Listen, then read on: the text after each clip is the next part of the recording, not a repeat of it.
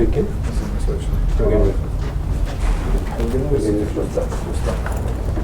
Teoriškai turėtų žinoti ir mūsų lygas šitie žmonės. Ne? Sutaupyčiau ant vaikščiojimo pas daktarą. Taip, prašau, užsiregistruoti. Atsiprašau, mūsų informavo, kad tik tai 2 žmonės klausytos. Šiandieną žmonės Prieš pusvalandį sakėm. Bet suderintas klausimas yra tik tais dėl dviejų asmenų. Dėl perdėrimų negalima. Nežinau, direktorius Tai čia Departamente yra nefilmuojama patalpose, dėl to, dėl video reportažų tikrai negalės. Nebus įleidžiama. Čia vat yra tokia tvarka tiesiog departamente. Tikrai ne. Andrėjus Su mokiniais. O audio įrašas. Ir antrą ponį prašyčiau čia nefilmuoti. Čia esate ir vadovai yra. Prašau. Paulauskai, galima jūs pakalbinti? Ilgai buvo? O kur Tomas Vaišvila? tu ateisi. Na tai pusę valandos kalbėjotės, ar ne? Na tai apie ką? Ar jums turėjot klausimą? Aš asmeniškai norėjau išgirsti, kokie mano teiginiai yra netinkami šiandieną sakyti viešai. Man buvo pasiūlyta paskaityti, ką ten spausdina kažkas, kas mane interpretuoja kažkokiose užsienio šalyse. Aš vėl klausiu, tai kas konkrečiai netinka? Atsakymą aš negavau. Skaitykit, kaip ten jūs cituoja, kaip iškraipo. Nu tada aš sakau, tai jūsų tą ataskaitą vakarykštį irgi cituoja. Ir cituoja įvairių šalių, tame tarpe ir Rusijos šiandieną televizija. Cituoja, galbūt iškraipo. Tada aš vėl klausiu, tai pasakykit, ką aš galiu šnekėti, ko aš negaliu šnekėti. Tada jis sako, mes jūsų nieko nekaltinu, bet jumis naudojasi. Tai aš taip ir išeinu nežinioj paskendęs. Negavau nei vieno konkretaus atsakymo. Jie sako, kad mūsų nieko nekaltino, tai tada sakom, ko jūs mus šmeižėt. Jie sako, kad nešmeižėm, nu aš sakau, kad jau žmonės taip supranta. Vat maždaug taip. Na, žodžiu, pokalbis. Tiltai nebuvo nutiesti. Tiltai nebuvo nutiesti. Dar sėki sakau, mano labai paprastas klausimas. Ar aš dar galiu pasakyti, kad, pavyzdžiui, aš noriu būti Lietuvoje šeimininku. O taip kaip anglai. Anglai šiandieną išsireikalavo iš ES įvairių savo privilegijų. Klausiu viršininką, ar aš galiu, pavyzdžiui, reikalauti to paties, ko reikalauja Cameronas? Atsakymo nėra. Tiesiog, taip sakant, žinokit, kad jumis pasinaudos. Tai Cameronu irgi naudojasi.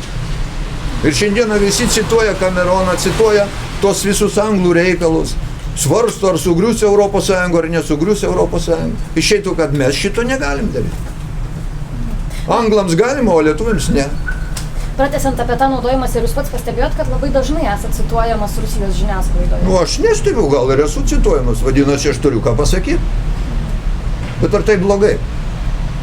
O aš ir norėjau sužinoti, kurie konkrečiai teiginiai yra negeri. Aš niekur, pavyzdžiui, nesakau, kad mums reikia jungtis prie Rusijos. Priešingai.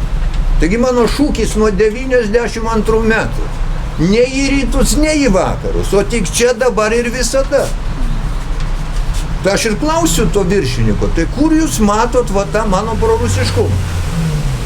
Atsakymų nėra. Gerai, tai ką dabar toliau darysite, negavęs atsakymų? Nu, nežinau, belieka kreiptis, iš tikrųjų svarstysim kreiptis į teismą, kad, taip sakau, užšmeižtų. Užšmeižtų. Nu, tiesiog nėra kito kelio, nes neina visiškai į jokius kompromisus. Ir su visai nepasako nieko konkretaus. Gerai, ačiū labai. Pana Vaišvila, dabar jūs gerai? Tai pakeičiau šiek tiek. Įteikiam tai, ką spaudos konferencijoje šįryt paskelbiau Seime. Tai yra reikalavimai Seimai, prezidentai, generaliniam prokurorui, VSD ir antro departamento vadovams. Jeigu trumpai, tai pareikalauta yra paneigti tikrovės netitinkančią ir šmeižykišką informaciją.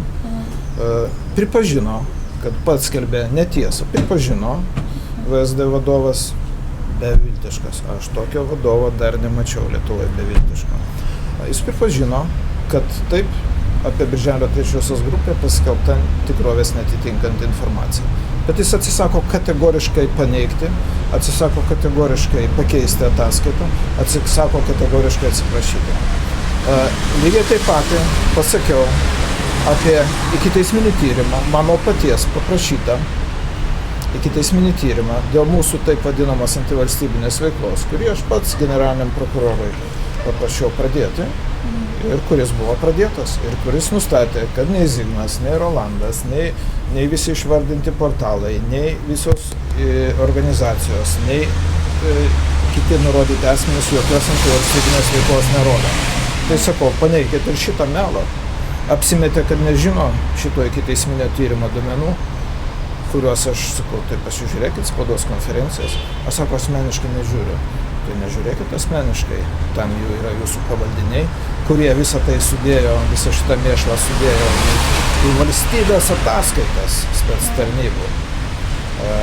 Tai, sakė, pasidomės. Aš tada paprašiau nustatyti, aš paklausiau, ar VSD perdavė duomenis Dovydui Pancerovui, tuos pačius šmeižikiškus, kuriuos matome, išmetus keletą portalų, kuriuos matome ataskaitose, grėsmės valstybė.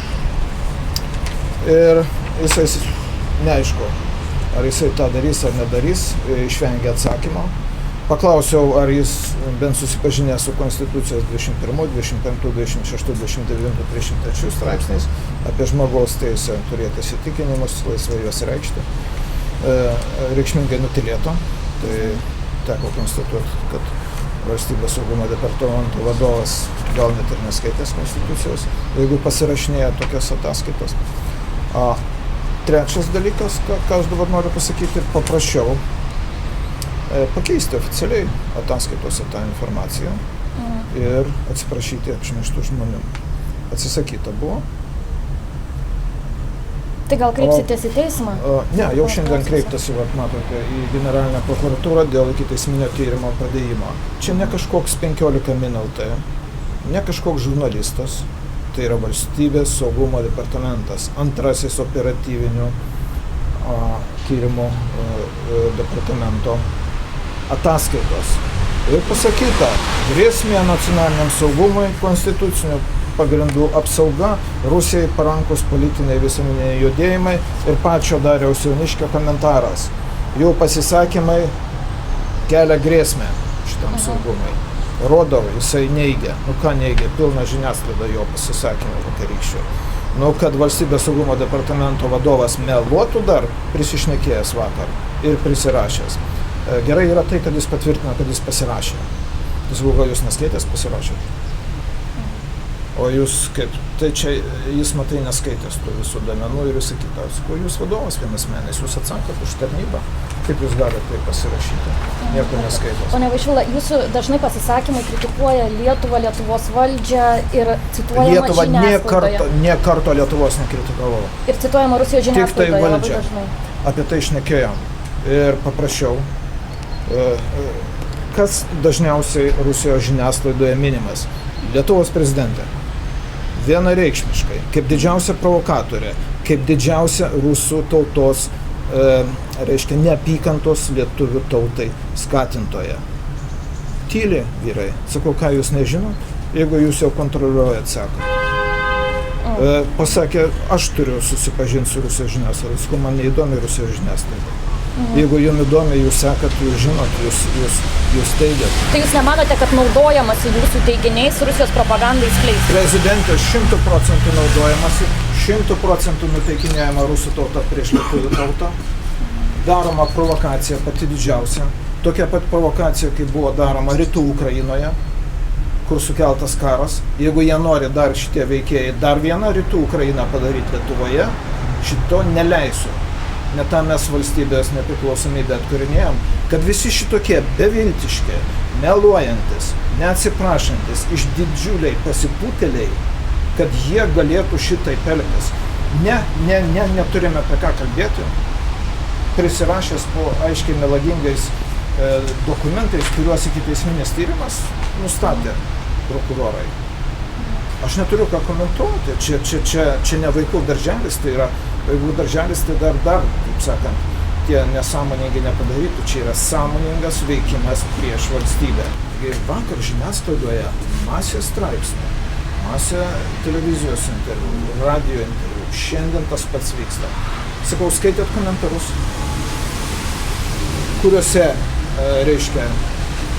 akivaizdi yra tautinė kitokią kurstymą, nesantaiką, kuriuose yra po šitos tų ataskaitų paskelbimo, kuriuose yra ne tik tai šmeižtas, bet ir raginimai susidoroti su mumis kaip asmenimis.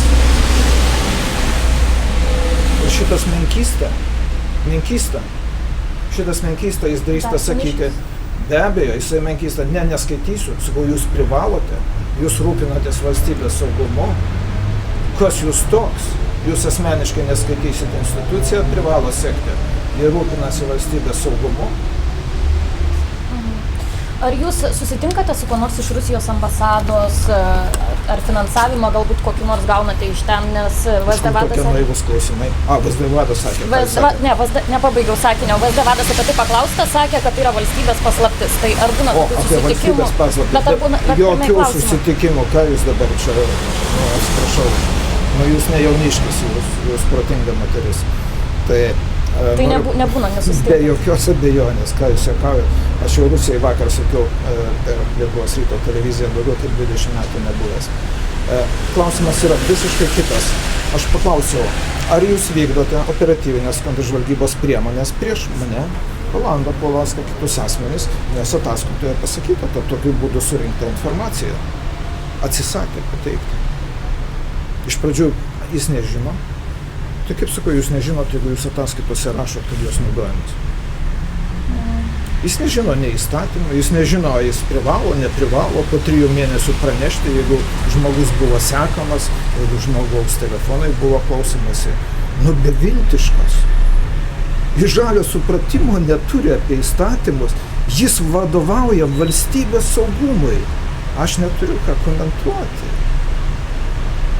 Rusiškai pasakysiu, pravalas. Gerai, dėkui labai. Ačiū. Kviečiu visus prisijungti prie šito. Kai vienas dalykas, kai kažkoks laikraštis ar portalas parašo tą šmeižtą, bet čia valstybės saugumo departamentas ir antras operatyvinio tarnybų departamentas, jie parašė šitą visą šmeižtą. Bet jiegi neparašė, kad jūs išdaviką ir nusikaltimą darot. Palaukit, tai rašom, skaitom. Grėsmių nacionaliniam saugumui vertinimas. Tai čia vadinasi? Jo, gerai, skaitom toliau. Konstitucinių pagrindų apsaugos dalis. Skyrius, kuris vadinasi Rusijos parankos politiniai visuomeniniai judėjimai. Išvardinami visi. Ir ką Darius Jauniškis vakar komentuoja. Veiksmai kalba patys apie save. Mes neteisinė prasme. Pasakiau, tu kaip tamsta įstatymą, nežinai. Teisės nesupranti. Vertinam signataro veiklą. Mes manom, kad jų pasisakymai kelia grėsmę. Kam grėsmę? Nacionaliniam saugumui. Tai kas dar aiškiau galima pasakyti?